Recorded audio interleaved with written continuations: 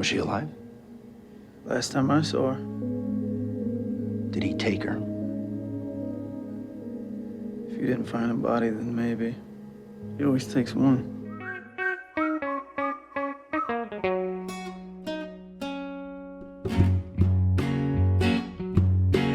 This is spoiler. Tonight, we spoil more porn. And like always, it's Josh's favorite kind. It's torture. That can only mean one thing. We're doing the sequel to The Collector, The Collections. This is spoilers. No! That's right. Actually, it's not The Collections. It's not like a debt reliever. It's like a strip mall. Yeah. But you see his collection in this movie. His collection of freaks. The collection of what? Of weird growls? Collection of tropes. Pranks. His friends. Yeah, this is such a strange movie. Once again, we're doing another strange-ass, horrible movie. We're doing The Collection. I am your host, Stevie. Tonight, we are going to go... What do you guys want to do? East to West? Yeah. Well, I mean, where is Mikey at right now? He's in the International Space Station, but yeah, where? Mikey, your audio sounds... it sounds different. I'm sure it sounds great, like recording. What orbit is he in right now? But when you're coming through, where are you recording from? I don't know. You guys apparently hear something different than I do in the audio, and it's and like the only audience doesn't hear it either. I don't know. I don't really care. Can we just talk about the movie? Okay, so yeah, well, let's go from east to west. And tonight's question for this horrible movie, it is, what is the most scared you've been outside of your home? Oh, shit. All right, well, I don't want to get into like the scaredest. I don't know, a couple of the scaredest ones. I can't really tell these stories on the radio. Yeah, I had the same thought. Like, that's a loaded question. Like, maybe you should have said, like, but keep it light. Sorry, Brett, go ahead. Okay, but keep it light. I don't mean to ruffle any feathers or bring back trauma. Dark stories. I have a perfect story to tell. It's the most ridiculous thing when you actually think about it, and I'm unveiling this story to the world tonight. I think you guys are going to kick out of it. Plus, it relates to the movie. Okay, so... Uh-oh. So just remember, audience, I'm a pretty big guy, 6'3", whatever. Walk around with a gun, the usual. I got home from work. I went out to get the mail. I got my gun in my pocket. I got the mail, and I get about 10 feet from the garage. This is probably 2-3 weeks ago. And I see a massive spider in the middle of the garage. In the middle of the garage. I freaked out. Did it have a gun? No. Did it have 8 guns? It might as well had a gun. And I stood out in my driveway for 5 minutes trying to figure out what I was going to do. I just kept waiting for it to get out of my vision, but it just kept going around in circles. And this thing was huge. Whoa. And it was stalking you. I'm so arachnophobic. I was so scared. I tried to go in the front door, but we have like the hotel locks, like the ones that latch over. So I just didn't know what to do. And I was going to... Finally, it got out of the way, and I just sprinted in there. I jumped like 4 feet in the air like that. Wow. And I just jumped, and I got through the door, and I was just... It was very, very traumatic. Is the spider still alive? I'm sure it is. I didn't kill it. I love the visual usually kill spiders, of... but yeah, that's what's funny, Josh. The visual. I'm out there with the freaking gun that blows holes through whatever, but I'm scared of this little. Oh, it wasn't little, but I just picture you clamping your eyes shut, and so you're like fumbling blindly around the house looking for an entrance, and everything's like all locked and shit. I mean, I could get through, but I couldn't. But then, I was too scared. You get arrested for breaking into your own house because someone calls the cops. I just was wondering what like a neighbor would have thought if they would have looked out and saw me. Like, what is he doing? I didn't know what to do. Did you consider shooting it at all? Did that thought cross your mind? No. No, that's no. That's mess good. up the that concrete? makes me feel better because I was certain you were going to say yes, Brett. No. So does the memory of this spider, like, does it come across you from time to time like it's still out there, or is it just gone in your mind? Do you really need to ask me that question? All right, he's still out there. Okay. Every time It's he the goes former, in. for sure. Brett. Yes. It's on your back. No. Okay, but how good of a friend am I, Brett, for the audience at home? You are. And can I ask a favor to everyone, please? To me? Can you please not say the T word tonight? Yeah, you got it. If No you don't, titties please. tonight, boys. No. No, you can say that. I got a joke about that, but... All right, thank you. Yes, Pappy and Korey are both very good friends. They both gave me warnings about the spiders in this movie, and thank God, because Brittany was like, "Oh, you're not watching, are you?" I was like, "Nope." I mean, it's the collector. You gotta expect some spiders. Spider pranks are part of the for genre. sure. Yeah, I was right. ready for it. I would have... I'm just glad I got to know, but... Is this our first intro question? Where are we right now? Sorry. I'm In the world. No, it's not your fault. Just vibing, bro. It's just vibes, Josh. This is a collector episode. This is what this is. Things are gonna get weird. To the audience listening, Josh wasn't on The Collector, and he doesn't understand how that podcast was barely about that movie. So I do. I just listened to that podcast. I'm filling in for Brother Jordan, I guess you could say, for the sequel. all right, who's next? I think I'm technically most Eastus, but I can go next. Okay, Pat. This is Pappy from Primus, Michigan. Yeah. Preemptive. So one time, Stevie, were you there when we TP'd Kyle Konarski's house with Jordan Hirschberger? Bro, horrifying night, yes. So we TP'd our friend Kyle's house, and one of his neighbors came out in his pickup truck and was like out for blood. He was so mad at us. Like, do you remember like what he was saying or whatever to us? So it's a little more loaded than that, which looking back on it, we probably should have gotten tire ironed. So Oh God. Yeah. So what really happened was, I forget what we needed, but we needed something because we were throwing some toilet paper over some big pines, some big pine trees. Yeah. And I remember, That was Wildwood, right? Yep. Wildwood Wow. yeah, big pines there. And so I remember we needed something, and I forget if it was Pap or Jordan that ran out in the middle of the road to stop a car. And it wasn't, it wasn't Oh yeah. just anyone's car. It was Jordan for sure. It was like this 16 or 17-year-old girl. She was really young, and she happened to drive into the driveway of where we were teeping, ran inside, told her dad, this dude comes out with a tire iron threatening to kill us. And I was like, "Oh my God, sir, no! We're just, dude, it's just a prank. It's just a prank, like the collector type thing." I was like freaking out, and all I remember though is like when the guy left, Jordan Hirschberger bent down and like sniffed my pants to imply that I had shit my pants.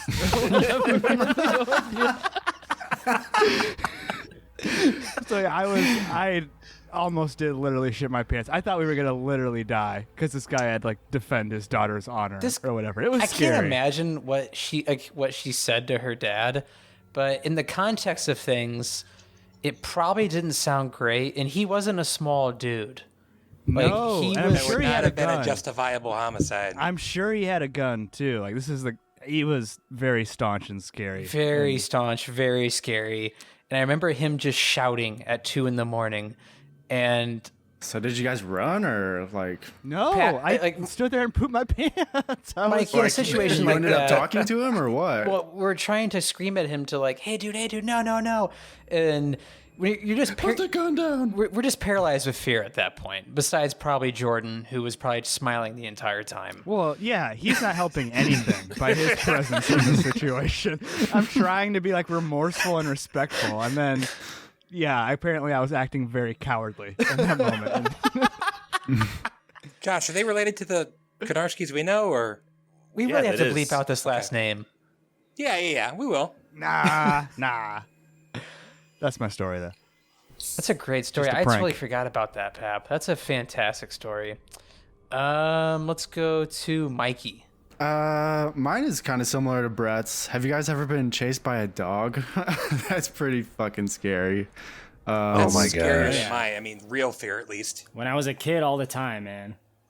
Yeah, I think we were doing like the same thing as Stevie one night with a different group of friends, like ding dong ditching. Stevie wasn't there. I was with a different group of friends, but ding dong ditching houses or something, and there's just like a stray dog out in the middle of the street, and it's very scary getting chased by a stray dog you can't see in the dark. It's terrifying. So we luckily got away. I think it just kind of like wanted to scare us off, but it was very scary. Yeah, it would be freaking terrifying. When you're being chased by a dog, you can move faster than you ever thought possible, and you can scale walls. It's amazing. This is Josh from Goshen. I'm just going to kind of break your rules for the question here, Stevie. You have 2 questions, Josh. Well, mine took place inside the house and outside of the house, unlike what Jordan said on the Collector episode. I heard you set we the wanna family know. up for disaster, bro. That's all I heard. Collect the record. Correct the record. So I got to say, I was, I believe, 22 at this time, and I was either just back from college or like home on a break or something.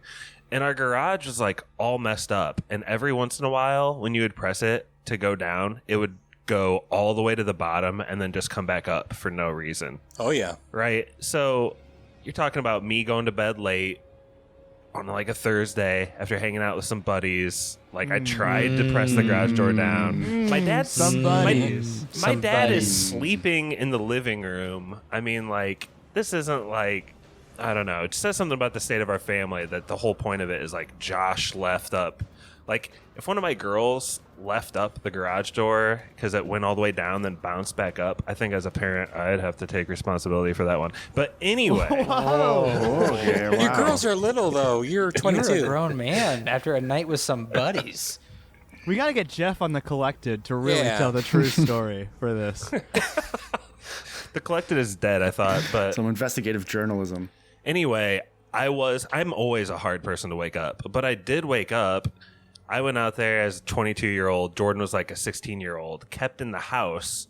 But I was one of the 3 guys keeping this hoodlum that my dad corralled after chasing him out. Like, what my brother got correct was that 3 guys walking down the street. He didn't mention that they were tripping on Robitussin at the time, which I think that's a really hilarious How do you know that? detail. Because it came out in the court case. This stuff went all the way down, man. I know. This went to the Supreme Court. All the way to the top. I didn't say Supreme Court, you idiot. I heard Joe Biden passed the law because of this. It's incredible. The anti-dirt bike act stealing. Even if he didn't, he would have said he did, so. So 3 dudes somewhere around this community drank Robitussin at night. We're all drunk off of it or whatever, however you get. And they saw our garage door open, and my dad, who was like probably up in his tidy whities just looking through the blinds for no reason, literally saw them walk down the street, and he's like, these guys look weird. Kept watching them. Why are they coming towards our house? Watched them go right up the driveway. And then he sees them disappear because he doesn't know the garage door's open. So they're like, he's like, yeah, they're fucking in here.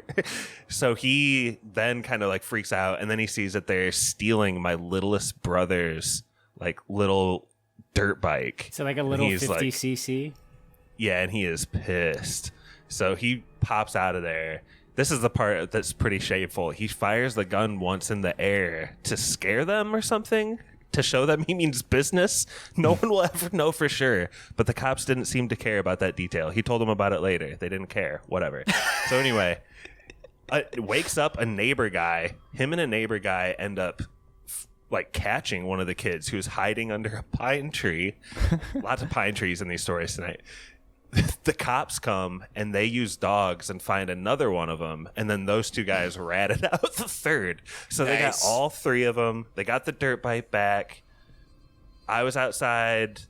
This kid had like brass knuckles in his pocket, but we were still out there trying to body him up so he couldn't run away before the cops got out there. And You tackled him? You're on top of him? No, we were just like in a circle, like not letting him move. And every once in a while, he'd kind of start like trying to kind of sneak. And we're like, dude, stop. Like that sort of situation. Did you know these? Definitely not. You didn't know these people. Okay. No. Was the gun still present while you were circling him up? Like, did your dad have the gun in his hand, or was it concealed at that point? See, these are the right questions to ask that I don't believe the cops ever cared to. Was it? I didn't hear what you said. Was it a shotgun?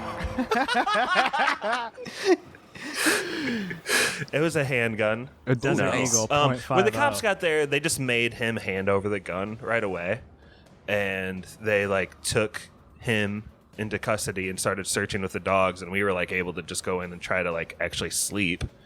But like, I guess, you know, he told them what had happened because he's like, anyone could just report that happened, and then I would be like lying. So he didn't want to lie. And they just said basically, it's okay, we understand. If your son had only left a note. I feel so bad about my dad, like really calling him out right now. But listen, he like expressed that was the wrong call to make. Like later, he did not like how that went down. So I wouldn't, let that I be the wouldn't have lesson. called the police either. Whoa, what? What? Josh, for all the people that listen to the This is the collector, opportunity I've been waiting for. no, just kidding. For all the people that listen to the collector, I think they'd want to know: was your dad watching Return to Paradise that night? Gunsmoke. Gunsmoke, 3 a.m, easy. Gunsmoke every night. Watched a lot of IFC back in the day. I got in a lot of indie movies at a young age that I probably shouldn't have watched. So Reservoir Dogs was on. So, Josh, did you feel like super guilty for leaving the garage door open? It was a crime of opportunity. These poor guys thought they had a free dirt bike. You know, I think if It's my not parents free. and Jordan would have left that for me to just ponder, I would have felt bad. But the fact everyone was always trying to like point the finger at me about that, I was like, this is just stupid. Why is that how we're living life? I don't understand. This is their fault for trying to steal our property. Like, back off. They deserve to get shot. Oh, that's too funny. Okay, I'm next. This is Korey, Kylo Ren memes, recording out of Simi Valley, California. Stevie, this question is weird to me because like the only answers I can think of are dark and not fun and things I don't want to talk Illegal. about. Try to keep ones that Yeah. chippy. Usually involve violence. Yeah. It must be pretty bad because you've talked about like bum fights like it ain't no thing on the spot. I never talked about bum fights, okay? Like, Didn't you Don't chase a make me kid out to home be- to beat the kid up? Yeah, he was terrified that time. most violent on the pod. Corey. not a bum fight. So I'm just gonna fanboy a little bit. I'm a big theme park guy. I like going to theme parks. One of the ones I really like is this time of year in October, Universal Studios Hollywood. They have a really fun, but also very scary setup for like their horror attractions. And the one I went to pre-COVID in 2019 was very fun, but very scary. There's a lot of cool shit there. They had like a Stranger Things maze erected, and like, you guys remember Us, that like carnival ride, that like maze you go in, and that's where the person sees the double of themselves. They had Yeah. something like that. The Hall of Mirrors? Hall of Mirrors? Yeah. Yeah, that was part of it. Anyway, just theme parks in October are a lot of fun, also very scary. I'm going to keep it light and say that. Good answer. Very good answer. Good answer. Good answer. All right, now what are your guys' deepest fears? Spiders, ghosts, Mariana bottom of Trench. the ocean, and heights. How do you really feel about where you're at currently and where you thought you'd be? What are your deepest, darkest fears about where you won't be in 10 years? Brett, you start. I'm afraid I won't be on Earth still. Or I won't be on top of it. Oh, wow, it just got real. Dang, dog. I'm Okay. kind of bummed that I'll never be able to buy a house. What's your status you've ever been outside of the house? West to Oh east. my gosh, outside of the house. Not Outside. inside. Exactly, Let's not do that for the inside. collective. What? That's a weird qualifier. What does that mean? Well, if it's Someone has to see me out in public? well, no, if it's inside the house, it's definitely the first time you watch Simon Birch. That's the saddest anybody's ever been. That's a really sad movie. I've been thinking about that movie the last couple weeks. I've for some thought reason. about picking it for some odd reason too. Anyway, I'm really sorry. I'm sorry. Cracks me up every time. Fuck that kid. I'm glad he's dead. He died? Kids who are that small don't usually live very long. I meant the character, but Oh, the actor's. Is the actor still kicking? Wow. guys, if you tuned in to listen to us talk about the collection, we're really sorry. If this is your first episode of spoilers, welcome. It's never like this except for twice ever. We have It's only gonna get weirder. Oh, twice. Just happened to be this franchise. Okay, Pappy, let's start this 2012 abomination Oh, yeah. that is the collection. Sure. You know, we start one of the cheesiest ways possible, which is Shooter McGavin talking about how much he loves his daughter, which is all fine and dandy. But let's get into the meat and bones of this movie. What do you think? Yeah. What do you think of the pranks of this movie, as we call them? So this movie, you could say it's the Aliens to the collector is Alien, it's totally tonally different. Like the collector, I think, took itself very seriously and wanted to present itself as a horror, gross out, torture porn movie. This feels like more of a thriller action. This is an action movie, dude. To the point where we have like our set of quote unquote, Marines or whatever going into the house. All of these pranks. I mean, so the majority of the pranks are I call them pranks. set up in his home. But the pranks in the club, he's gone from being like a serial killer, like a one-on-one type person, to a straight up mass murderer. Like the first prank is maybe the best prank in the whole series, when he's just mowing down people with that fence. Evil genius type prank. My favorite death scene of all time is when the DJ gets hit by the rolling and explodes. death comb. So the DJ gets killed and the music stops. Not when the equipment goes down, but when the DJ is dead, the music stops. That's the law, okay? Yeah, but you guys gotta like appreciate how much she was vibing in the music that she didn't even notice the entire audience was obliterated. Yeah, the cinematographer was vibing. He's like, closer, closer. Yeah. I hated it. Josh, how can you hate that? It's awesome. It was gross, and it reminded me of the Orlando nightclub shooting. Oh dear God! It's literally nothing like that at all. And it was obviously the most expensive scene in the movie. They went all out in the first 15 minutes. There wasn't one ugly person in that club. You know those extras got paid to be there. No, I disagree. Disagree? Missy, the best friend with the stupid fucking fingerless gloves, is making out with a dude. And when you see that dude, he is not an attractive man. And I was like, is this the director? So I was like, that has to be the director. That guy is not good looking. I looked him up and it wasn't. So I'm like, why then? Why him and her? He's the only bad looking person in the scene. Why is he allowed in the club? He must have slipped a 20 to the goth guy at the front. A fantastic staple of this franchise, too, is the more you think about it, the less it makes any fucking sense at all. Like, why is this prank triggered by Arkin's box opening? Did the collector know that the box would open, and that's what, like, why? The same logic as the golf club prank. Was he just going to vibe the entire night if it didn't go off? And again, just picture him somehow sneaking in this club and rigging this wire thing up through the air ducts or whatever, like days he just in loves advance. house music. He was there to listen to the music. All the murder was just a bonus. Oh, he's just up there dancing like Lars and Heavyweights. Dude, he's Spider-Man in that reveal. I love that how he's perched up there on the skylights. Can you imagine if he had a cape and like a wind machine was in front of him? Like this movie is so outlandish at this point. You might as well give him a goddamn cape. Yeah, the mask is ridiculous. I'm really mad that it's a different actor. I shouldn't be, but wait, it is a different actor?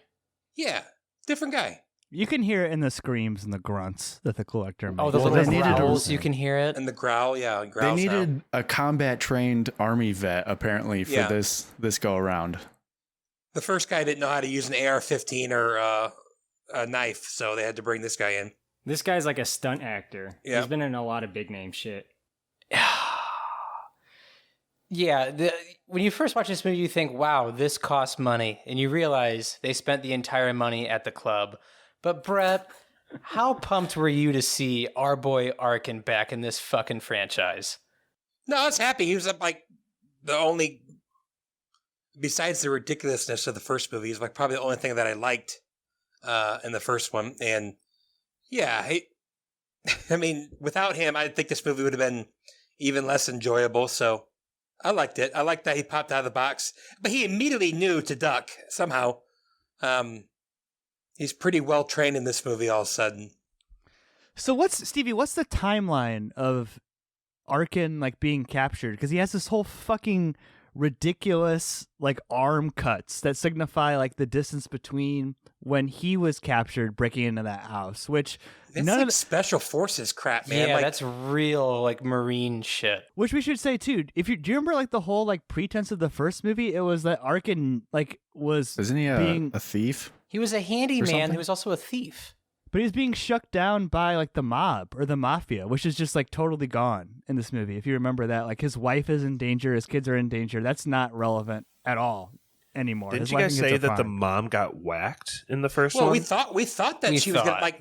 It implied that if he didn't get this thing by midnight, they were both dead. Like we made jokes about it, but I'd say we were pretty serious that they were gonna die. It's almost like implied. So, but obviously not.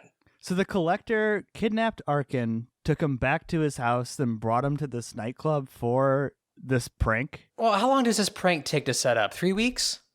Well, it says Wikipedia does say a few weeks, so take that or leave it. Well, we get a little news montage in the beginning that he's gone on a spree, like 50 people. Men, women, and children. He's a sick man. I'm sure Stevie was happy to receive that information over a newsreel. Oh, right, Stevie? loved it. Could not be happier. Not just the men, but the women and the children. Could not be happier that in the first movie we talked about how there was no consistency with this character whatsoever, and in the second movie they lean into it even more. And they're pretty much saying he's killing fucking everything and we don't care. It makes absolutely zero sense. And what makes even less sense, Mikey, is okay, he sees a girl that survives. Fantastic. Why does he agree to go back to where he was just captive from? I mean, he's booby trapped in this nightclub / house. I don't know. You can't exactly get out, and there's like blood and guts all over the place. I think like he falls into a pit of zombies or something. Or no, is that later? I don't know. No. Dead bodies or something. Shooter McGavin's folks strong arm him into going back, don't they, Stevie? Why? Oh, right. But why? I like how the cop guarding him just like sees another person in a cheap knockoff police uniform. He's like, okay, my shift is over now. Feel free to. I forgot about Lucello. Diego Lucello and his death squad. This seems like a lot of security for a low-level cat burglar like Arkin, right? A 24-hour guard with him. The FBI comes in and handcuffs him. I hadn't seen Collector, so I was assuming that he was probably a suspect No. for being the mass murderer. No, he's got info. He's got info, but they also want to charge him with being at the house of where the first one took place, I imagine. Yeah. I don't know, but I ran some numbers, and they said 51 people have gone missing.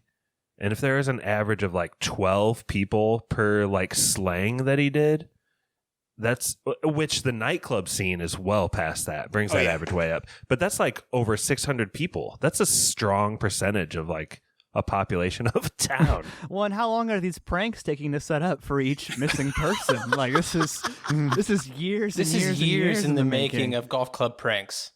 Do you think the doorman was in on it? He's got to be. Did you see that Yeah. freak? Yeah, that's He's what I'm saying. definitely evil. He wasn't good looking. He wasn't even allowed in the club, probably. Nevermore. That man was clearly a demon. Bold move too in a movie that limps to get to 80 minutes to just kill off all the characters in the first act. Don't you agree? Like you thought like at least like one of them would come back, but no, it's just the girl. Yeah, and I was actually thinking, I was like, oh, well, this girl, her friend's definitely going to die, when they get to the house or wherever they're going, and this nerd's definitely going to die, and like, oh, no, they're all dead. I mean, I was right, but they were just dead way earlier than I thought they were going to be. Like, not even 5 minutes. Really. Yeah. Like, very I'm bizarre. so glad we didn't have to deal with these fucking her friends like in the nightclub. I thought this was going to be all taking place in the nightclub. I thought I was going to have to deal with these assholes the whole movie. No, fucking kill them and change locations. I was like, It very is happy all in with the that. nightclub. This is a giant murder complex for the collector. It's his home / nightclub / small business. So, does he own the nightclub? Dude, he's taking tips at the door. He's making a cash profit and then murdering people. Why would you murder your He's got a sick gig here. Pretty sure that club's going to be shut down. It's going to be set on fire, never to be returned to again. Yeah. A lot of Swiffer wet jet pads. I have to clean that place up. Have you guys seen the movie Soylent Green? No, it's on my list of movies I want to see. There's a scene where like bulldozers come out and just like shovel up folks. It's kind of like that, but way more brutal. Soylent Green is people. Hey now, spoilers. Korey, kind of take us through our Scream Queen in this movie. Elena, Well, let's see. Elena is related to Shooter McGavin. That's her father. Shooter's tour. Yep. He hurt his knee. Mr. Lars beat him so badly. Yeah. Like when, like the mom dies, and then like say Elena would die, I'd be like, "That's two thus far, Shooter." He'd pop up and say that. Okay, I really had to stretch to make that work. Elena is kidnapped by the Collector. She's the person that Arkin and the team of mercenaries are out to rescue. Yeah, that's the whole reason they go to the Collector's hideout, is to bring her back. She's the one. Because Arkin Asylum saw her. What's the point of making her hearing impaired? Like it pays off in like one scene, maybe two. And that scene was ridiculous. Does it? Because I missed it. Like, how does it pay off? Yeah, what's the payoff? She trips on a rock and her hearing aid falls on a bear trap perfectly. Yeah. Mikey, that's how bear traps work, right? Something that weighs less than why an not ounce just sets kick it it off? and just kick the bear trap and you knock your hearing aid off or whatever. Don't put your hand on there. And listen, I'm not trying to be insensitive, but she only wears a hearing aid in one ear. Does she have a good ear? Does she need to risk her life? Probably from the side of where the car accident was on. So she has a good ear. Why does she need to risk her life for this hearing aid? Because the Collector is so light-footed. She needs to be able to hear these things. And also, the pranks in this movie are very silent, Pap. And then the second scene where it pays off is with that blonde Collector slave chick. Oh, She's like, her. "You can't win because you have a hearing aid. You You're had a not disadvantage." worthy." Win No, what? those aren't payoffs. Those are plants. Those are planting seeds. That Those are aren't payoffs. Never For reaped. what? Those seeds are never sown. Okay, so I didn't miss sorry, it. go ahead. No, you saw it. Stevie, I have a And question for for you. Yep. What's for our up? viewers that Josh, go ahead. Mine's I just want to say for our viewers that may haven't seen this, because I think this is a good movie to not watch and just listen to. now. Hey. The main character, just like whenever I will think back about this movie, I will just picture Natalie Portman from for Vendetta. She just True. kind of has that look. Okay, I think we're about to get to this, so I'll ask you this question to set it up. What is a worse team, the 0-16 Lions or Lucello Special Team? Dude, the Cello Special Team definitely have... Awful. They have full-time jobs. These are like... They're not mercenaries. No. They're not trained. These are like like those southern militias that like get together like trailer parks and shoot a bunch of stuff, and they're like Oh my God. all of them are like they're very out of shape and they're not great Yeah. shots, but they run around doing like special forces stuff for their training. This is like Lucello's team. That's a third of our Patreon. Whoa. What southern militias are?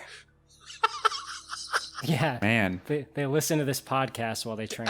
I'm telling you right now, I know I'm like the gun guy, but special people don't go into situations like that with a freaking revolver. That's Yeah. so Also, stupid. like What about a double barrel shotgun though, Brett? That's got to be practical. for sawed something off like this. gear style.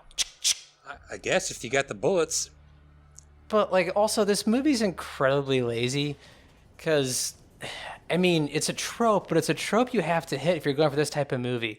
If you're going to be going into a building where it has to be like we want to rescue this person, there's going to be X amount of assailants, you know, imagine they're shit rigged. At least give us a layout of where we're going, this abandoned hotel or whatever. You know, at least give us like a 3D model of our map or show us blueprints.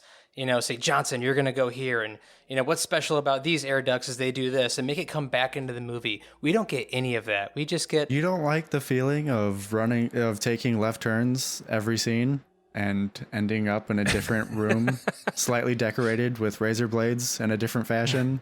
Why is every building in the Collector universe designed by MC Escher? None of it makes any sense. How can they keep An going emo left? MC Escher. Can I say, Stevie, I would say when I listened to you guys do the Collector pod, that was probably my favorite, like... You had no idea where you critique were. Levied.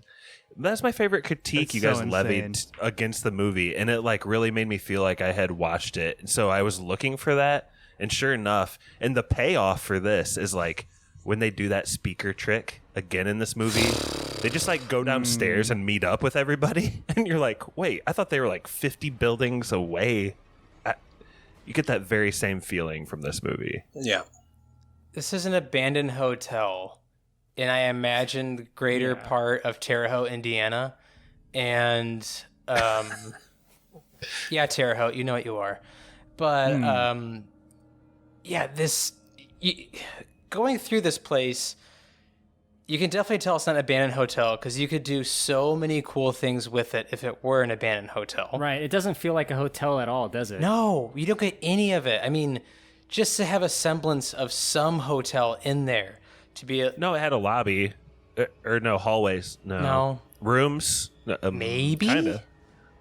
I mean, everything looks burnt, so it's kind of hard to tell.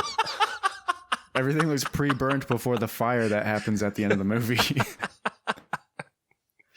How wealthy is the collector that he can just like remodel this hotel and he lives in a mansion and he can afford all these pranks? Like, does he have a YouTube channel where he's posting these pranks? Trust fund baby, bro. Trust fund baby. Dude, the nightclub has been so profitable and it's just straight cash, homie. There's no taxes on that. You guys are so mean to that bouncer. He's fine, dude. It's the hottest club in the city. They live obviously in Terre Haute, Indiana, like Stevie said. There's nothing going on. So this nightclub is bumping every night and he's getting cash at the door to fund his sick projects. Yeah. I mean, at least this movie could have shown the collector killing the bouncer. That would have been great. I think it would have been a nice little touch, kind of like a little Dark Knight in there of just, maybe get rid of this loose end. Be like, oh, the collector actually is kind of smart, but we don't get any of that. Josh, I know you're not a great fan of torture porn, which I don't think this movie really is. What? But what did you think of the violence in this movie? What I think of the violence in Was this movie too violent for you? Let's put it that way. Yes. Really? Yes, it was. I thought it was kind of tame. I mean, we just talked about a scene where literally like 75 people get lawnmowered Yeah, to death. Stevie, what are you talking about? Okay, one scene. The collector, though, was trying to be Saw, and it was literally a Saw sequel. This feels like something different. This feels like almost like a B movie level of schlock at times with the violence. Since you tossed this question my way, I will just tell you the scene that bothered me the most and made me know I was gonna be a no for this movie. It's when she's like Natalie Portman's in the box and she's like kind of poked a hole in it, and so she's like peeking out of it, and that guy is getting like tortured and I believe his like tongue ripped out in front of her. Is that what it was? Is that what it was? It was a tongue sort of or an organ. ear I thought it or was his dick. something. Some sort of organ is taken off this I think man. it was his and he's- tongue. I think he yanked his tongue out. He's screaming a lot afterwards. Mm-hmm. I would say he's not a fan of what went down overall, to your point, Brett. But like, A big piece of meat came off of him and he threw it in a jar. I hate that shit. I think it's just like a really basic thing to think about torture and like taking body parts off. I don't find it interesting. It's gross. It's honestly a little scary to me. I'm a little more sensitive to that stuff, but it's not fun to see. Stevie. You didn't like someone getting fish hooked out of nowhere, like through the neck. You didn't like that, Dude. Josh? It's kind of fun. I love though when the collector like flies up on his sandbag that he cuts, like he's playing this room out to have a escape that was sandbag. That was real.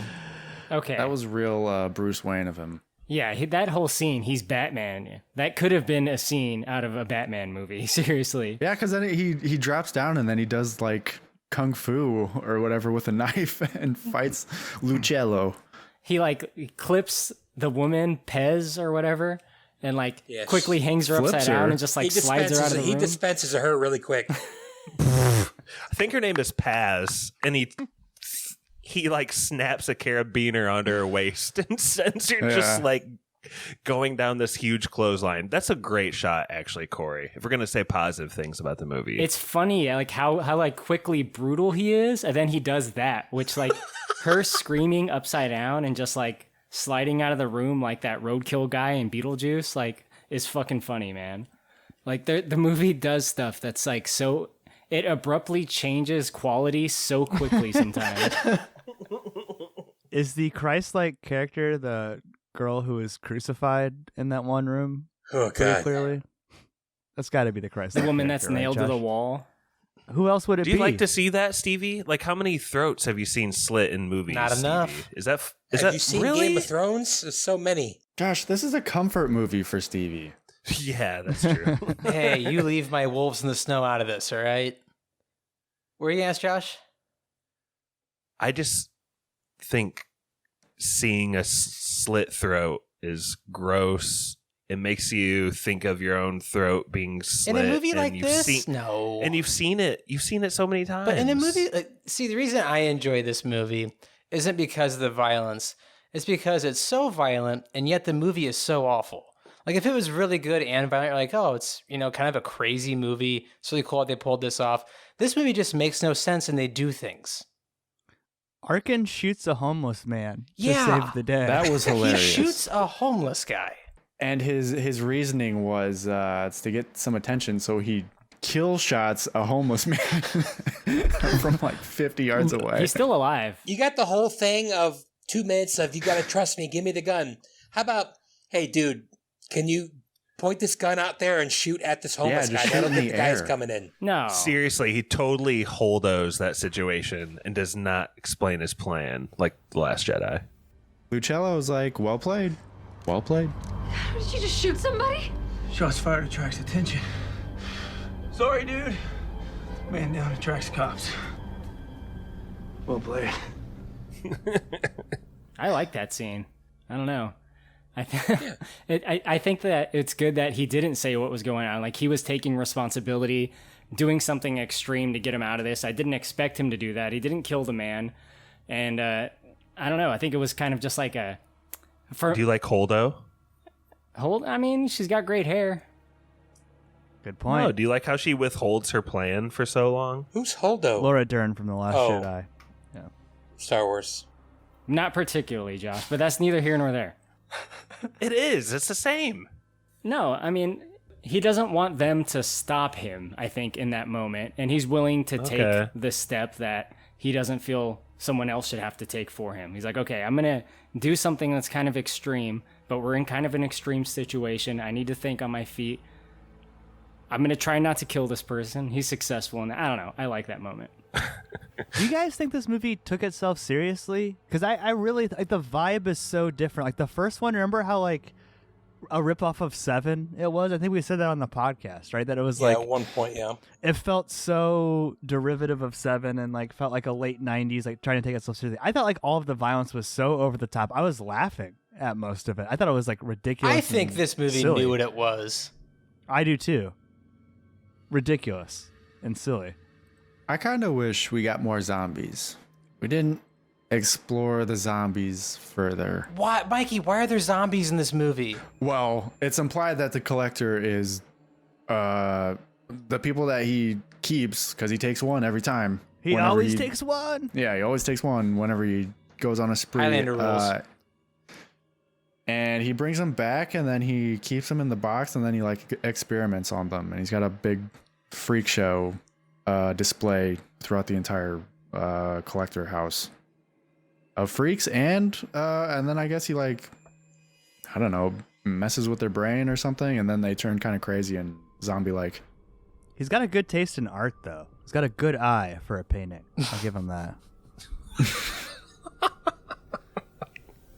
Yeah, the addition of zombies in this movie was something to say the least.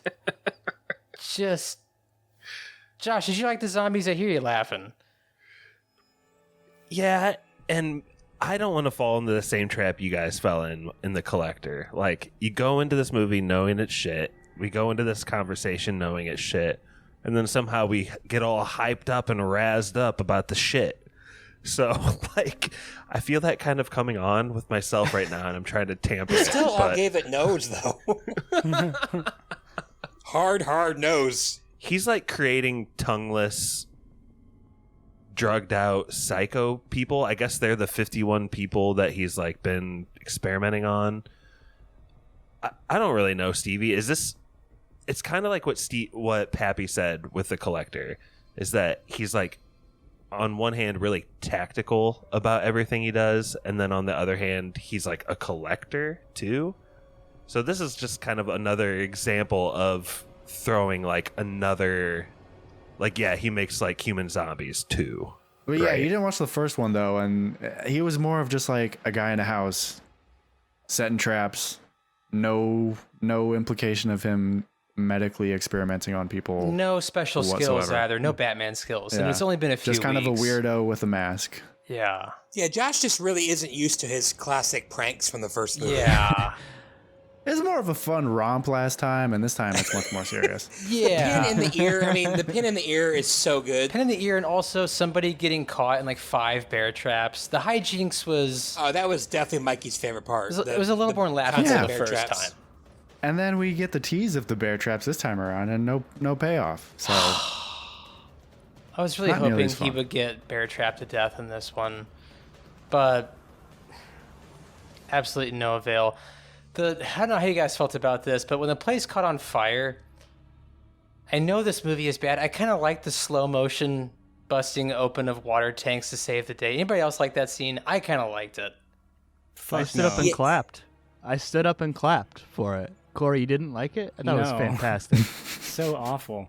It looked like shit, man. Like, Yeah. But the thing It's a is, collector. I've been so conditioned, of it being so bad. You're like, I see slow motion. I hear some okay music. Let's get behind it. She's saving the day. the heroic music beat, that's what you liked?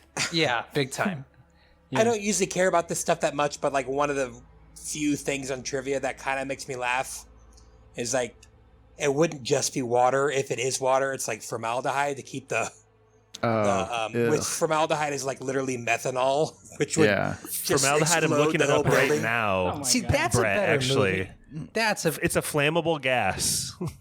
like the best, like the better movie is if like she's going to bust up in those tanks and Arkin's like, no, and she blows up the entire place. Dude, yeah, you're right. That'd be funny. You know what would have been cool in that vein too? When Collector is like, he's got them all trapped in the cage, and he like lights that fuse going up to those barrels. Oh my god, it's so Acme. If you would have just been like, the police have me, I'm just gonna blow us all up and throw the whole lighter in the barrels, I thought that might have been kind of a cool ending. Speaking of that scene, Stevie, why did Arkin not leverage the Collector's homophobia? Because in the first movie, that's his one weakness. I was waiting for it. I was like, please don't say The that. hard F word. Please don't Hard say that. I forgot about that. He calls him a pussy and everything. It's like, no, his weakness. Just call him gay and he'll flip out. Like, it's all you need to do. You call him gay, he'll look at you. You call him gay twice, he'll stop the fuse. Call him use gay. Call a game gay slur. Yeah, it's over. You call him gay a third time. The gay Yeah, slur a sex with third you. time. He'll Oh. open the cage and challenge you in Mortal Kombat. It just seems weird from a continuity standpoint because I feel like they wanted to say that word there, but instead Arkin's like, "You're such a pussy." It's like, wait, no, Yeah, but you know the secret word. Because of Pappy's like you, they probably wrote that out of the script. Oh, don't blame me for No, it's Social a good thing. Baptist warriors. no, Yeah. no.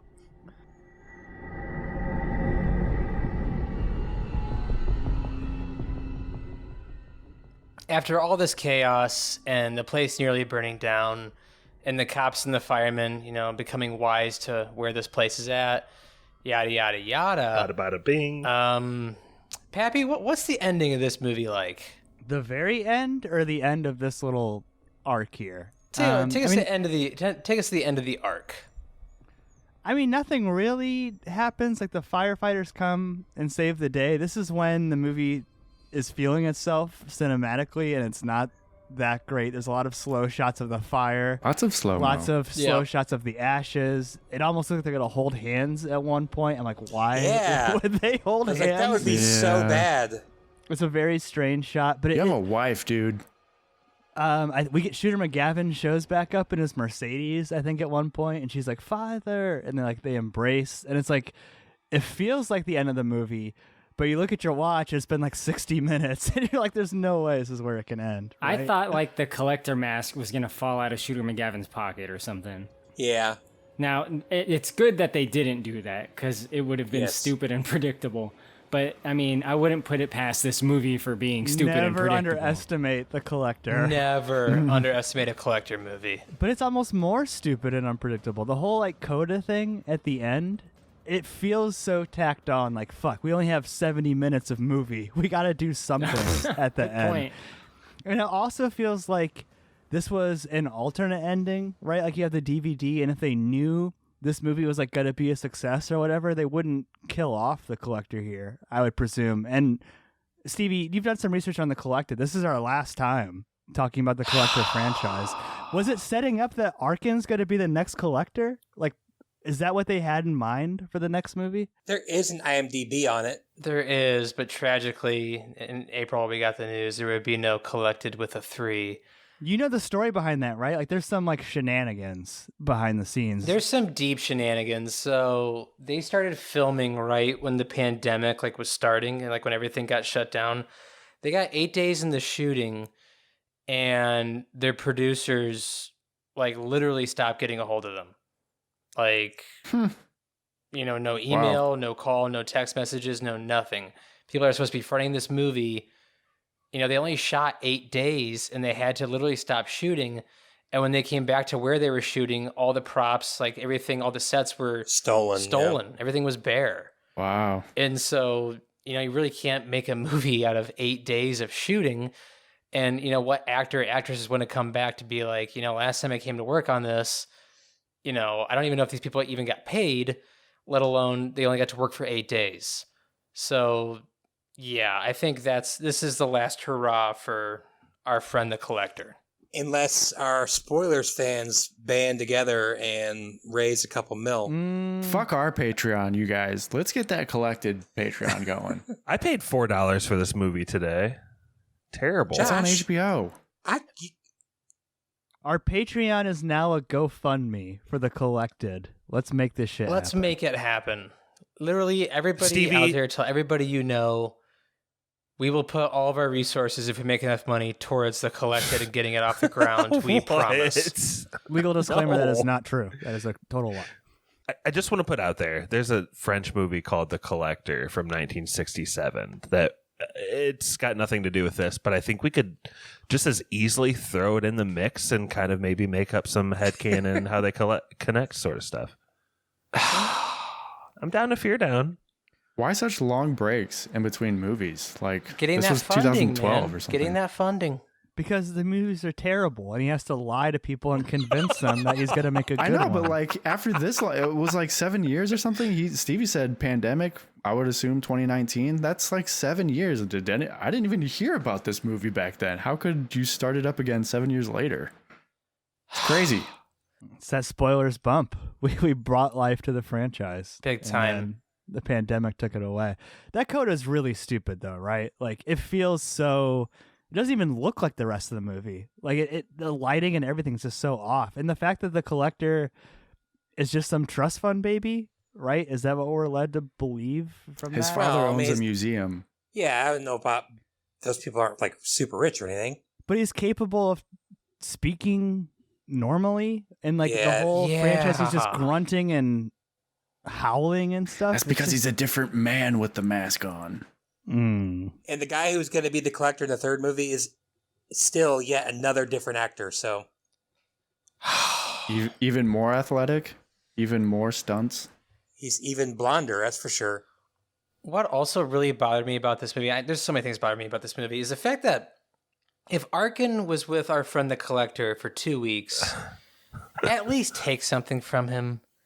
Take an eye, take his tongue, take his a leg. arm breaks. I His know. arm's broken. I know, but that's in the movie, though. Like, while he's with the collector, take an eye, put an eye patch on him, make him look like fucking Snake Plissken, and then go into that abandoned hotel. I would dig that. Yeah. That's all I'm saying. But, Josh, how do you think the third movie would have gone? What's your story for the third movie? I think actually one of the strengths of this movie really is that Arkin kind of snaps, and he doesn't want just justice to kill the collector. He wants to put him in a box and torture him and shit. And I think in essence he turns into the collector, right? So I do think that next movie is if I'm guessing it's an Arkin is the new collector. He thinks he's doing good, but really is doing bad, and he's got a lot of like lockbox handyman type of booby traps set up because he's like the thief The guy. plumbing explodes in your face. Like, I think I know what the collected would have been. I really do. This makes so much sense. What you got? What if the collector is multiple people? Like, it's not just one collector. It's like 10 fucking people doing this shit. The collectors? The collectors, and then Arkin becomes a collector of collectors. Like, that's his superhero is going to stop the collectors. Are they like the Illuminati, like a secret like Mason group of like serial killers or something? I mean, maybe one's a club owner and one's a bug guy. One happens to be a club owner who's also a bug guy. Do they all have to tighten their face mask and show how their neck skin Why does he tightens Why does together? he have a mouth? Why does he have a mouth? Like, out of all the things to like put in that mask, why cut a hole open for the mouth? I'll never understand it. Because this is also, it doubles as a sex mask. Okay, let's be real. This is That spot right below the hairline on the back of your neck where it just like pinches his fat together and you can see it. I fucking hate that so much. Why does it have to be so tight?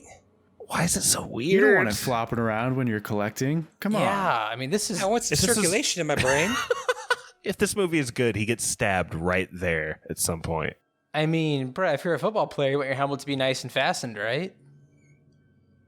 Yeah, I guess. Same with but it's collecting, not man. compressing my skull. Same with collecting. You know, you just got to have that nice and snug. Is that in the collector's rules? I'm telling you, there's got to be 10 or 11 of these guys, and they're a network. Brett, what do you think of this guy's? He's obviously a gun guy, and he busts open through a door and misses every shot. What do you think? What do you think is going through? He hits these his people? dog plenty of times. Yeah, he kills his dog very well. Nails it. I don't know. I don't know what his deal is. He should have just stuck with the knives. He's apparently really good at that. I wish he just stuck with the pranks. Like early on, there's a bunch of pranks, and then like it doesn't really come about again until the end. Yeah, the hijinks go away. Yeah, he kind of gets tired of it or like fed up with them, and he's like, "Fuck it, I'm just gonna use a gun and my dogs," and doesn't even he fucks that up too. Like I don't know. It's like he's worse with a gun somehow. Going back to our first episode on this, like they don't know what lane to keep that guy in. Like he's all over the place. Yeah. Like someone who does that, I don't think would be a guy who walks around and knife fights people, and he's always got contingency plans of booby traps, and he's, be like, the phone will ring and be like, oh, it's for you, and then there'll be like a pin in that phone to go into your brain. I mean, I don't know. Classic collector. That's Stevie's theory, though. It's the collectors. The collectors. It's why there's no consistency. Oh, they all have different styles. Yeah. Oh, this is a tactical collector. This is Interesting. this is tactical collector. SEAL Team 6 collector. Stevie, do you like how there's like a hallway of doors and Arkin's trying all the doors, but just one of them has a knife for a knife instead or something? That's a classic prank. That's a good one. Given everything Arkin knows about the collector, to try random doors in his domicile? Yeah, that's pretty bold. You're pretty a fucking bold. idiot. Why? No. Everything's going to be pranked in this house. It sticks out at least 2 feet, and he just grabs it with his full hand, just slices his hand with a fucking knife. Also, what really... First off, there's some like ninjas in this movie. Like the girl where, she's trying to get away from the collector and she gets up above the pipes was insane. Yeah, it's pretty impressive. I mean, that's some Bruce Lee, Jackie Chan type stuff right there. And then why did she start moving? Like, wait for him to leave. Yeah. He's not going to look up there. The only thing I can imagine is in the script maybe, or the shooting script, maybe those pipes were supposed to appear hot at a certain point, and they just never added anything to it because they ran out of money. That's the only thing I can think of why she would start moving. You don't need money to like go, like lift your hand up when the pipe gets hot, but... That's an expensive sound effect, Brad. That's the only thing I can imagine. Got a guy off screen. Yeah. Can I ask a question to Korey? because I feel like it's closer to this kind of stuff, Korey. Rank these female characters: Ripley, Sarah Connor, Elena. Elena is number 1. Let's Clearly. No, She's a badass. She's a badass. She has short hair, so she's a badass. no, Clearly. I don't like Elena. She's not up there with them. I don't think. I mean, Sarah Connor is like long time been my favorite. That might be because I saw Terminators before I saw Aliens. Same. But yeah, I mean, she's kind of the damsel of distress in a lot of ways in this movie. Arkin's our guy, and then you got stupid name, fucking what's his name, like Lucenzo. Lucello. He has the classic action hero arc. She does get kidnapped multiple times in this hotel, like at various different points in the movie. She is kind of useless. Right. I mean, she's captured, so that's the whole point. They go in, they rescue her. She's captured again. At the very end, she's like knocked out. I mean, whatever. I imagine they were gonna like amp up her role in the next one, but in this one, she's not doing much. You know. I will say this: I was thinking about that like knife doorknob situation, and like I could never be a collector. I'd be like fucking up on my own traps all the time, especially with that mask on. Like I'm way too clumsy for that. There's like shit everywhere in this place. Like there's tripwires at every fucking door. You see, that would have been better if there's multiple collectors. You could have had like Arkin like opening a door and have like another collector hanging against the wall with like a giant spear through him. Like one of the collectors forgot where one of the booby traps was, and he's just dead. He woke up at 4 a.m. to take a leak and got pranked himself. Yeah, imagine you're all groggy. I mean, one of the rooms just has like razor blades on like fishing line, like hanging from the ceiling. Yeah. Just like Classic prank. like they don't even touch anybody. They're just there for effect, you know? Korey brings up good points here. With the mask on, your periffs very limited. You got nothing. You're like a horse with those blinders on. Yeah. Is this movie a take on like modern art with like those No, fishnets with the absolutely razor not. blades? No. Like, Absolutely not. No. It's a commentary. No. I think it's just a commentary how you shouldn't disobey your father. Yeah. What could be more terrifying than a fishnet full of razor blades that could be so easily cut down? With possibly the razor blades in the fishnet. The whole conceit of getting the people to this abandoned hotel is also really fucking stupid. I know we talked about it a little bit earlier, but like the guy Lucello, he says, I have assembled a team, right? And we talked about this team he assembles. They're just like regular working stiffs, right? Terrible. They're working 50-hour jobs. Are they just these regular aren't people? mercenaries. Yeah, these guys. Yeah, these are just regular folks. They're not great. I mean, in the context of Paz, Yeah. I believed, worked like in probably engineering at some firm. That's the only thing I can think of. She knows how to scream. Go ahead, Korey. well, I was just saying, like, with Arkin, he says, okay, I hope you get there, and then I'm out, right? So they get there. He opens the door. He's like, all right, you guys can go in. And they point a gun to his head. They're like, no, you go in. And then they start making fun of him. They're like, ladies first. All right, so then he's in there with them. They get attacked, and he goes, he walked us into this. Then they start giving him shit. It's just like, God damn, I feel bad for this guy. Like, he has had a rough fucking 2 days. Brett's talked before about drawing a line if something bad is happening to you. Brett, do you just if you're Arkin, do you just get killed by these guns here at the doorway, or do you go in? Yeah, here? no, I'm not going in there. Make them shoot you. Yeah, I think so too. Yeah, man.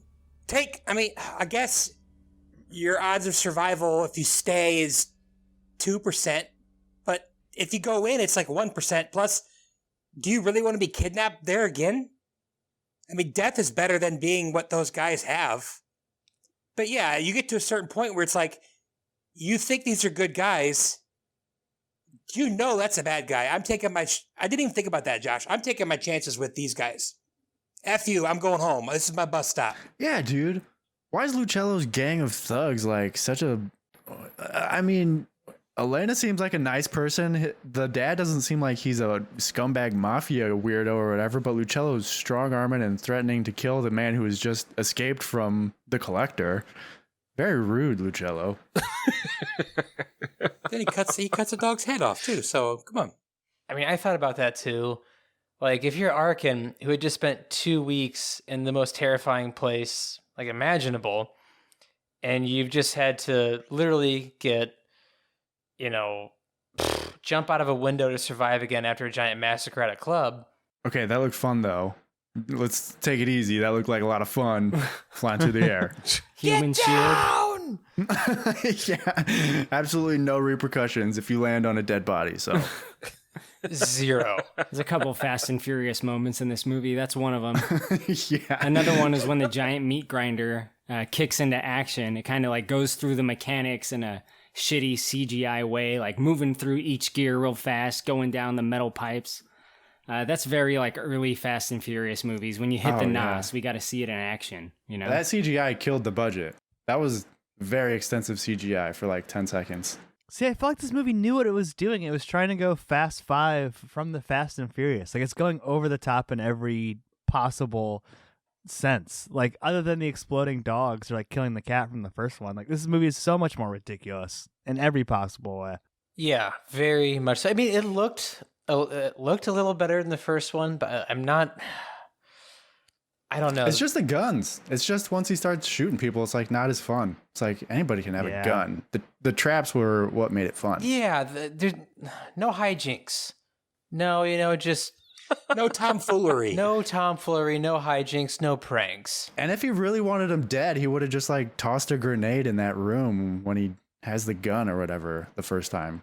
I don't know. I wasn't a big fan of this collector's methods. Kind of preferred the first collector. But before we go into yes or no's, any final thoughts? I got a couple, but I don't have to go first. Hit it, Brett. You got I have it. a question for you, Brett. Go for it. In the last pod, the collector, and I assume everyone that listens to this just listened to that pod. Yep. But you said that you can't watch the movie Swingers, and then that was just left as a hanging chad, and I really wanted to know why. I think they talked to me about it later. No, it's just that one scene with the voicemail is just so frustrating and so awkward. But I'm sure I could watch it at some point. Yeah, I listened to that pod today and I was like, oh, I forgot that I said that. I don't know. That's what it is. Just add that to your phobias. Spiders, the Voicemail. Mariana Trench, voicemails from Swingers. Well, I mean, it's just awkward. It's not really a phobia. It's just brutally awkward and annoying. Like, that's not... I don't know. Yeah, that's what that was. Fair enough. Okay, so I got 2 questions, basically. The first one, are we going to say this is probably the worst spoilers bags we've ever seen? Yes. Which bags specifically? The bags of the torn apart woman in the formaldehyde That's multiple people. that they focus on a few times? Yeah, you're gonna have to be more specific because there's lots of bags. Okay, so aren't they all the worst? I don't like to judge bags. I don't Some mean good. I don't mean like worse, like it's an awful thing to look at. Nobody Like, else got the bad. least sexy Yes, that's what I meant. Like, breasts. I mean, that they we've weren't seen. real. Obviously, they weren't real, but okay. So, and the second thing, I've never had a cast. I'm pretty sure when you have a cast on, your arm's no longer broken, right? Because when he climbs up that rope really quickly with a broken wrist, that just doesn't make sense. But then again, the whole Adrenaline. breaking his arm later and putting it back in, and then he's using it to fight, and then he gets stabbed in the face, and that just closes up real Yeah. quick. I love how he repairs himself. Just snap it back. It's not broken anymore. Yep. Healed. That's all I got. That's all the notes I took. Hearing aid on bear trap. That's the last one, but we talked about that. Bear trap. Hell of a bounce. Yeah, plus, like, that's not how bear traps work, or else, like, acorns would be dropping on those things, and they're just going to go off. Plus, they need to have a little tension so, a bear's foot can be on it, but whatever. Yes, the old acorn trap. Yes. The old acorn prank. Classic. Anybody else? No. Okay, let's go from Weesis to Easis this time and give us your yes or no's. Oh, so I'm going first. This is You're Korey. going first.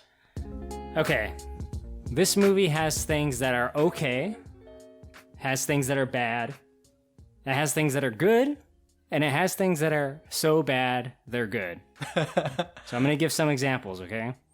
So something that is okay in this movie, for example, do you remember that blonde girl? She was like the doll girl. Her name was Abby. Yeah. Her death, for example, right? So she gets killed in a very unique way. And that way is like this box of spikes, like clamps around her, and her head's kind of like poking out of it, and a bunch of blood gushes out. The movie thinks that is really cool, right? They really hang on that. I don't think it's that cool. It's okay, right? The Jesus character, the woman nailed to the wall, I think that looked pretty good. It was okay. Some examples of that. Things that are bad. All the flashbacks in this movie are bad, right? The way the nightclub is framed is bad. It's awful. I said earlier it's like a Fast and the Furious race. It's like a worse version of that. There's like porn stars in here like just busting out their titties and filling them up for no reason. It's stupid. That's bad. All right. So bad it's good. That meat grinder that comes down and kills all those fucking people in the nightclub. That's a perfect example of something that's so bad it's good in this movie. Or some of the other elaborate kills, like the spikes coming down and taking out one of the would-be mercenaries straight through like the head and arm. And in terms of good things, I did mention that I like how Arkin shoots that civilian. It's kind of a unique idea in the context of the story. There's a moment where they're stuck in a cage and Arkin like just loses it and is yelling at the collector. He's like, "Say, get the fuck in here. Let's go, me and you right now." His acting in that moment, I think, was pretty good. I liked his reaction. There's a couple other things. I mean, I like the way the zombie people looked. Not necessarily the conceit of them existing in the movie, but when they did present them, I think they looked really cool. They had like these like fucking plates, or I don't know, maybe it's like petrified flesh stapled to their face. And then we got all those like body parts that are like in the tanks. I think some of those are like really House of a Thousand Corpses-y, and that's pretty cool. So I think for me, this movie was a really fucking wild ride. I did not expect to like anything in it, and there were things I liked. Some just because they're good, and some because they're so bad they're good. So with that, I'm going to give it a soft yes. Let's go. Wow. Korey, did you think it was funny? Yeah, there were times that were funny. Namely, the so bad they're good moments, right? Which a lot of them are like the really stupid deaths. But I did laugh at those moments. When that guy got his ear or tongue cut out, Josh, the part that you really hated, really funny to me.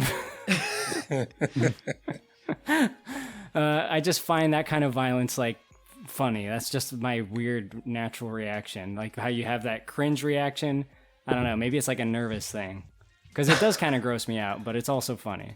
But anyway, soft yes for me. Let's go. Josh from Goshen, and somehow I'm the second most weestest, I guess, these days. But if like a buddy was asking me if I'd seen the collection or if I'd recommend it, I would just say that shit sucks. But today I was listening to WTF Mark Maron. He replayed his old episode of interviewing Norm Macdonald. And Norm Macdonald told the story about how he was like so shy. He was crippled as a kid. Like whenever he would go to the store to like buy a Snickers bar, he'd have to like pace the grocery store multiple times to get up the courage to even like check out, to face someone and pay. And one day he was at his house and this like random stranger blind man showed up. And after talking for a while, his dad, Norm Macdonald's dad, said, "Hey, you have to take this blind man to the grocery store." And so Norm Macdonald's like, "What? I'm all fucking shy and shit. Plus I have to take this fucking blind guy over there?" So he takes the blind guy over there, and the blind guy is like, "Hey, describe everything that you see." And he was just like so insistent with the describing, and something in like Norm Macdonald almost like broke, and he like just was able to describe everything super well and super like in a way to connect to this man, and they started making each other laugh, and he reached this like hysterical peak, and he at one point he like couldn't stop laughing at just like life and like everything that was happening. and he kind of like got stuck in that phase for like the rest of his life. And I just thought that was by far the best media I had taken in for the day, like a 4-minute story from Norm Macdonald. And I'm going to start a new category for the collection. I'm going to give it a sincere no. Oh, a sincere no. Seriously. You know, elaborate. Yeah, what does that mean? Yeah, what's a sincere no? I just hate this shit. Next. That was a long way to get to a small What is it? place. All right. What did Norm have to do with any of that? Yeah. I don't. Josh was trying to tell a Norm joke. No, in the next few days, you guys, it'll hit you what I was talking about. I know what you mean. I'm said not it, going to remember this from 30 minutes from now. So. Well, maybe you should listen to our podcast sometime. That's not going to happen. No, not anytime soon. Am I next? Sure. It's a it's a no, I would say. Just it's like Pap has been saying throughout the whole night that it's tonally a very different movie. I think Pap likes it though, which is I don't know. There's not as much pranks, and I thought we all agreed that the pranks were the cool part. But I just as soon as he starts whipping the gun out, it's just not as fun or funny. And I don't know. That's like there's like 30 minutes left of the movie, and that's prime pranking hours for me. Like you could really get weird with the pranks right there. And it's kind of just like guns and fire and fist fights and knives, so it's not as fun for me. And I just didn't think overall it was as fun, as funny, or as like entertaining as the first one. So it's a no. But watch the first one. Kind of upset they're not going to make a third one, because I feel like we are right and that there are just like a bunch of different collectors. It's a collective of collectors, I believe. Ooh. Now is my headcanon. Because like it's, I don't know. It's just, why would he stop doing pranks? I feel like they leaned so hard in the first movie with that, and then to switch. I feel like, oh, well, if you just make it a different guy, maybe it'll make more sense, but it's a no for me. This is Pappy. I'm going to give it a soft yes. This is in so bad it's good territory for me. This is the funniest movie I've seen since Clifford for this podcast.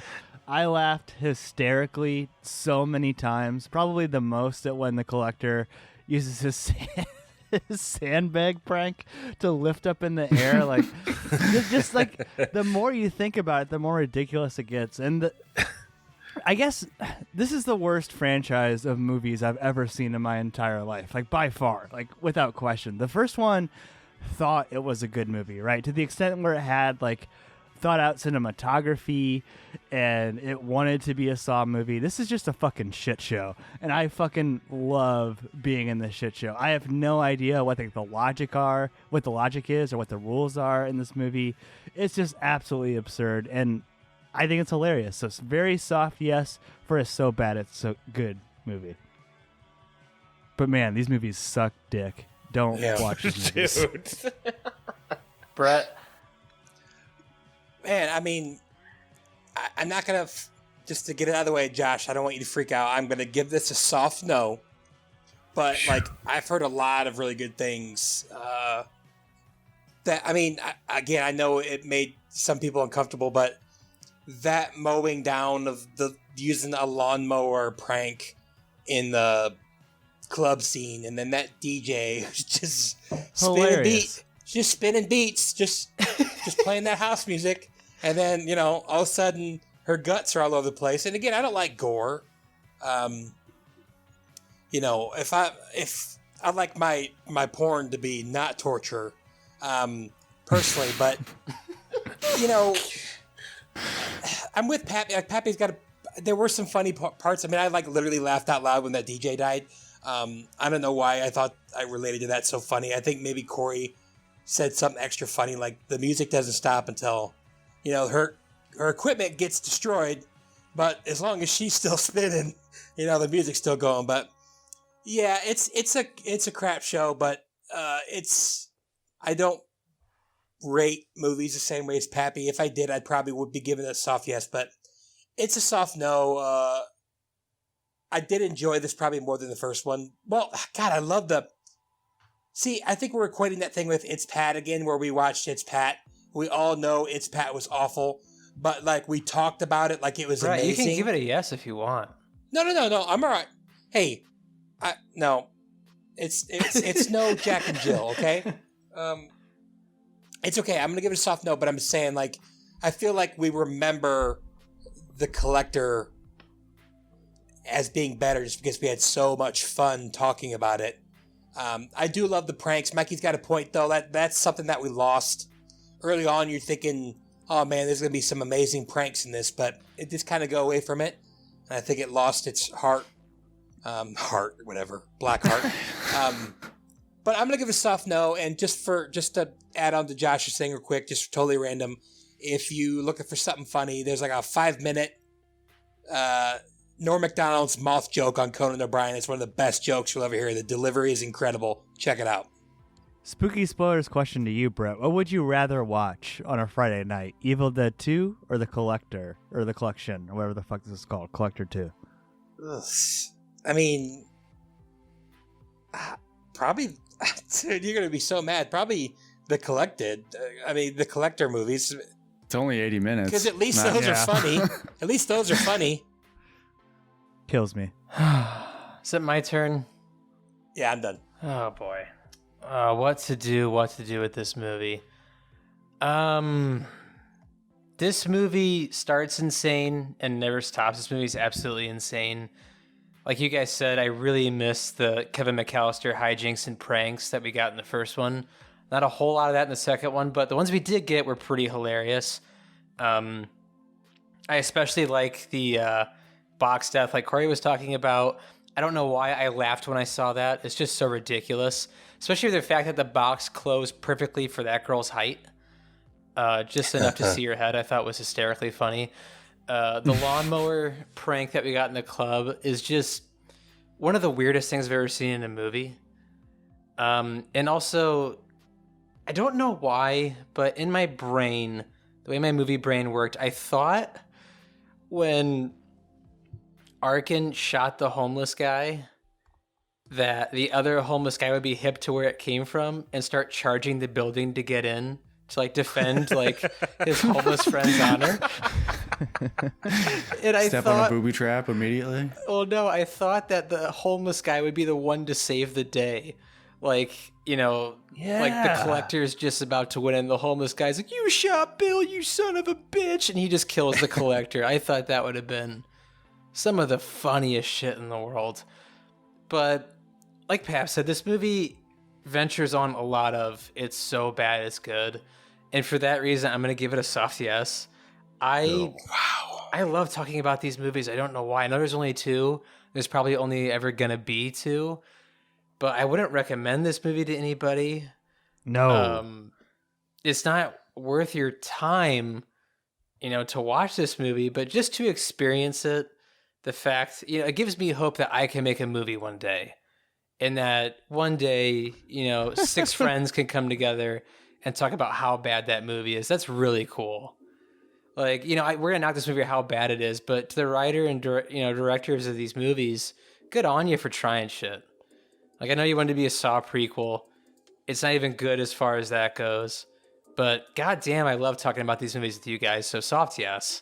This pod is now longer than the movie. I know. Oh, yeah. Y'all ready for some trivia? Yeah.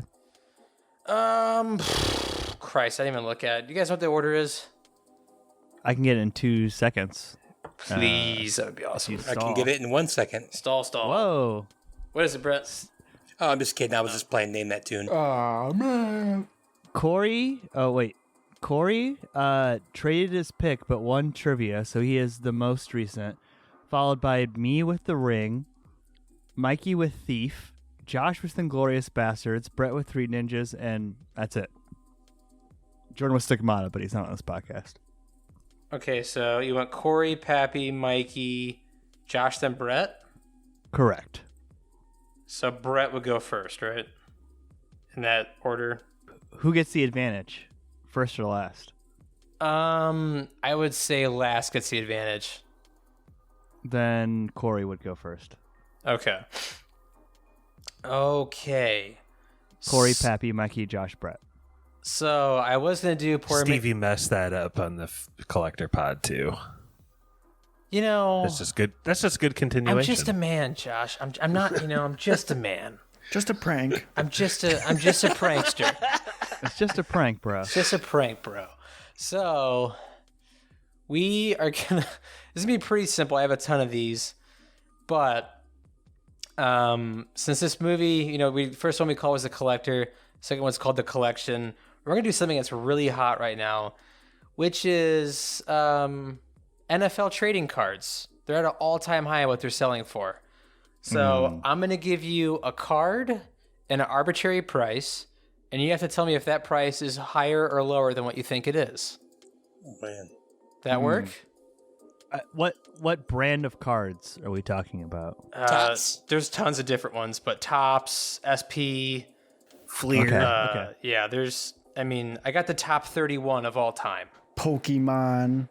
These are all Yu-Gi-Oh. professional NFL, and yes, there are multiple of one player. You can guess who that is. But if you miss one, you're out. Last one standing. Whoa. Yep, miss one, you're gone. Last one standing, good to go. You guys ready?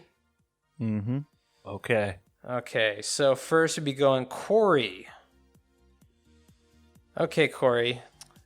I'm going to give you the Walter Payton 1976. It's his rookie card. Tops graded 10 card.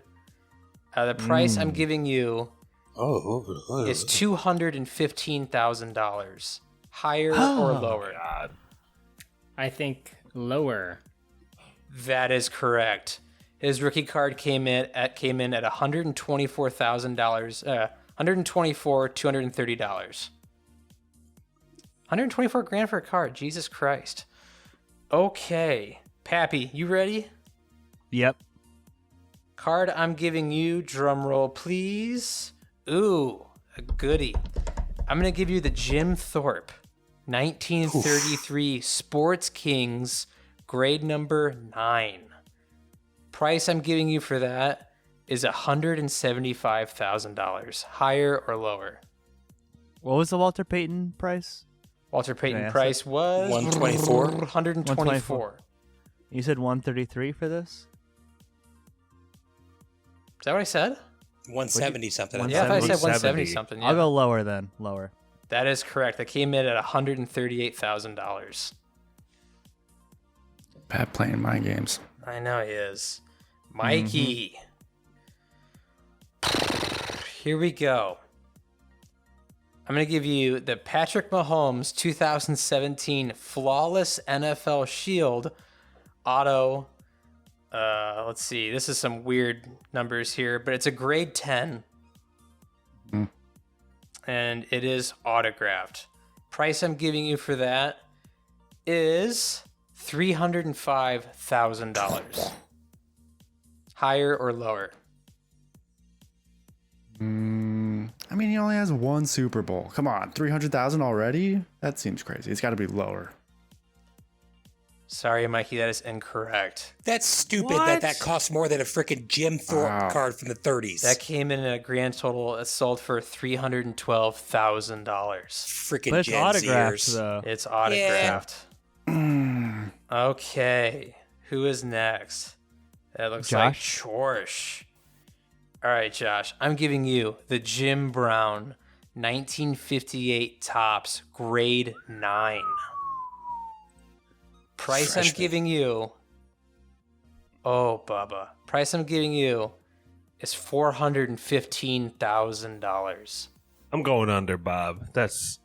We haven't had any number that high. No way. That is I love Jim Brown. that is correct. It sold for $358,500. Quentin Tarantino brings up Jim Brown in like almost any interview. Just watch for it. Because Quentin Tarantino rented an NFL Films VHS back in the 90s. That's his only Like point of one reference. time. Yeah. No, Jim Brown was in a lot of movies, actually, but Yeah, he retired to be an actor. And because his knees were jacked up. I always thought those movies sucked, but then Quentin Tarantino talks about them all the time. It's weird. I'm going to get you, suck is pretty funny. It's amazing. The Running Man is good. Yeah, we should do that movie on spoilers, please. Brett, you ready? Yeah. I'm going to give you the Patrick Mahomes 2 2018 National Treasure Rookie Patch Autograph Card, grade 9. Price I'm giving you, $725,000. Higher or lower? I feel like you're trying to trick me. I will go higher. That is correct. That sold for $840,000. What the hell? No way. It's Gen Zers, man. They love Patty Mahomes. Are these at least holographic or something? Like, what do these look like? They're pretty cool, not gonna Is lie. it just a headshot of Patrick Mahomes? Because that's really boring. No, it's it has like a patch of his jersey. It has him holding the ball. It's an autograph. And I mean, it's a pretty cool card. Back to the top. Yep. It's a pretty cool piece of cardboard. Hey, it's pretty cool. It's worth more than my life, personally, but yeah, it's cool. Yeah.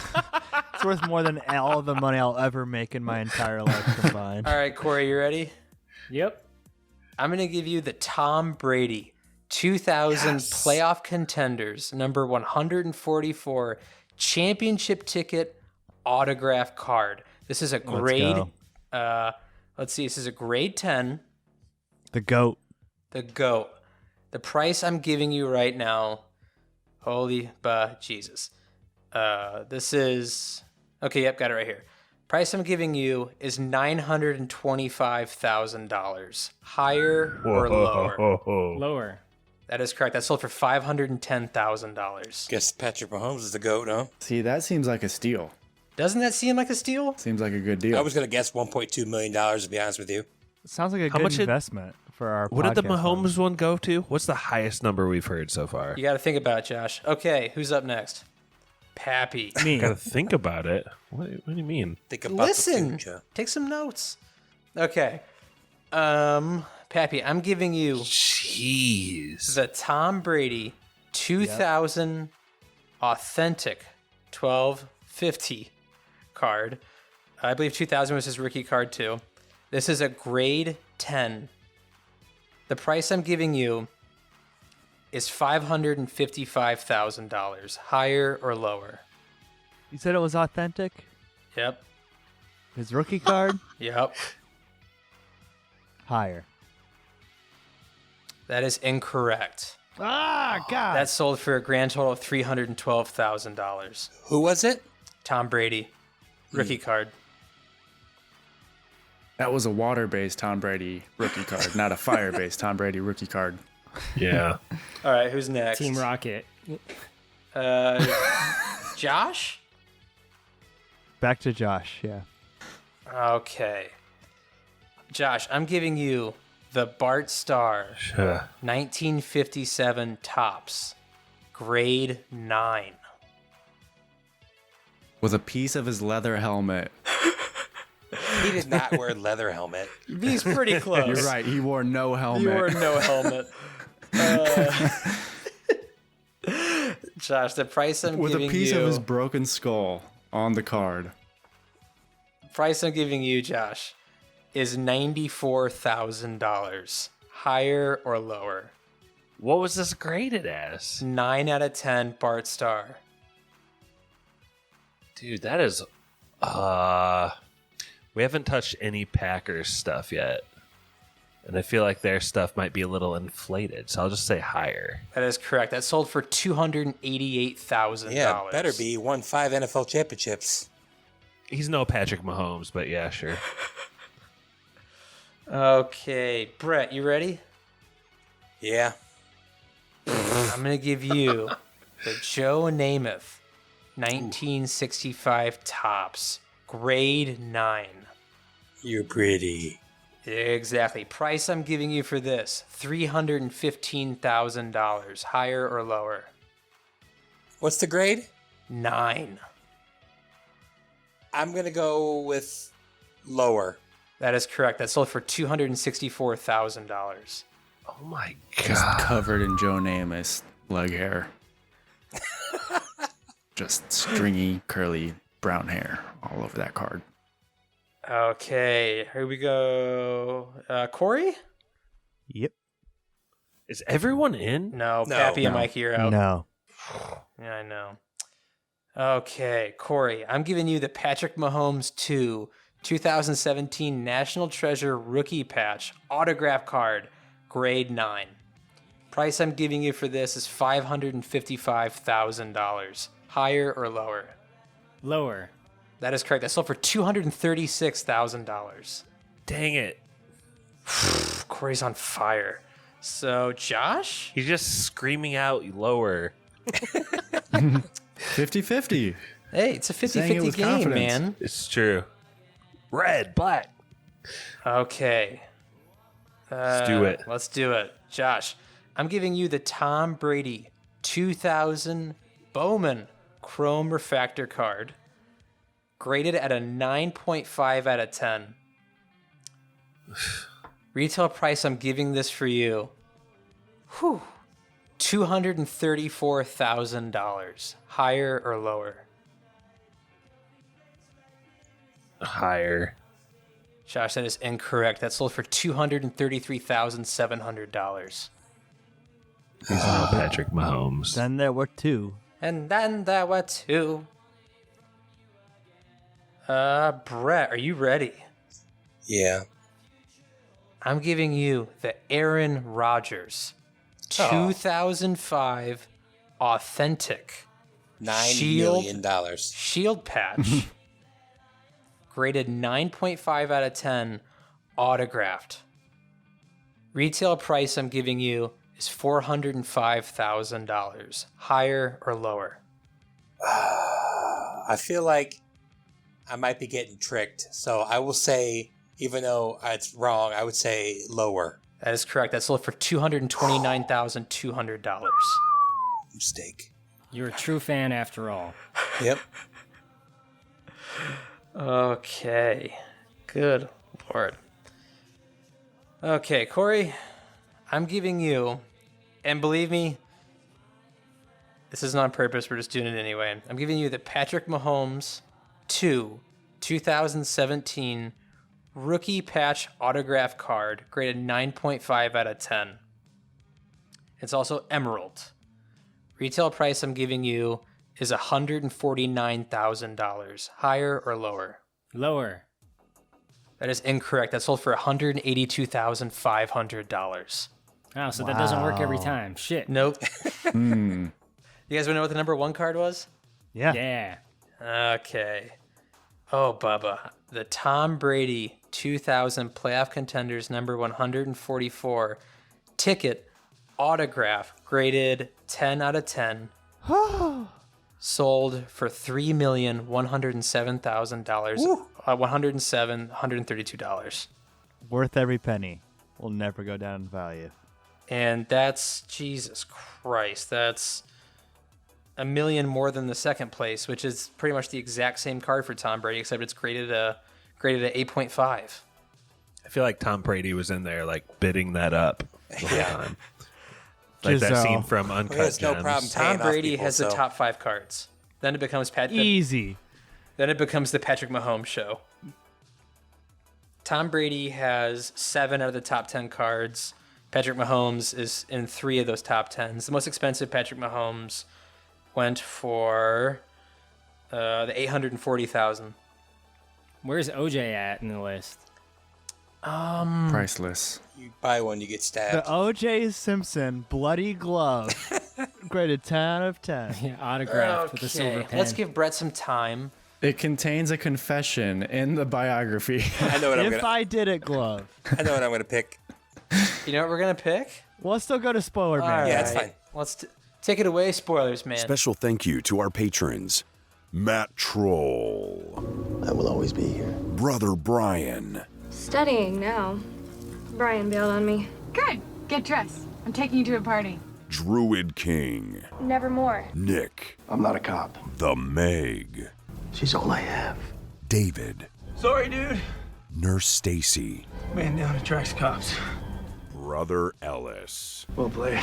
If you'd like to request an episode, hear your name read by Spoiler Man, or even just help us make podcasts, please check us out on patreon.com/spoilerspodcast. Our email is podcastspoilers@gmail.com. Twitter is @spoilers_pod. Our Instagram is podcast spoilers. It's lit. Josh Hensley from the Rutabaga wrote our theme song. And we're back. Brett, what are we spoiling next week on Spooky Spoilers? Woo! All right. So since I don't really like scary movies, I'm gonna keep it spooky but not scary. Woo! I am going to pick the 1989 classic, The Burbs, starring Tom Hanks. Is that a scary movie? It's about a satanic cult. It's a spooky. I'm interested. I like Tom Hanks. Is it about real estate? I like cults. Nobody's seen it? No. No, I've heard I of haven't it. seen it, no. Josh, you've seen it, right? I've just heard CJ Schaefer talk about it a bunch. Oh, yeah, it's his favorite. Okay, well, that's good. I mean, I've only seen it twice, and it's been a while, so good. This will be fun. Cool.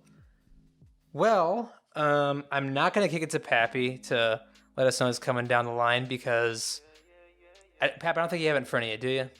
It's the Burbs. We'll be coming down the line. And then finishing out Patreon requests. So if you want to request a movie, you'll probably be at the top of the queue. Just let us know.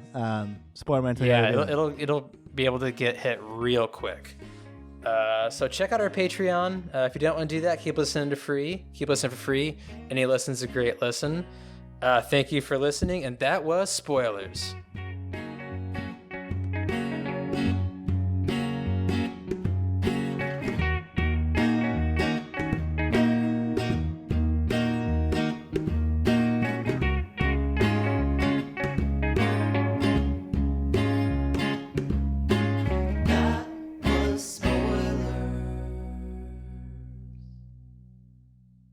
All right, Brett, you ready? Yeah. That was Spooky Spoilers.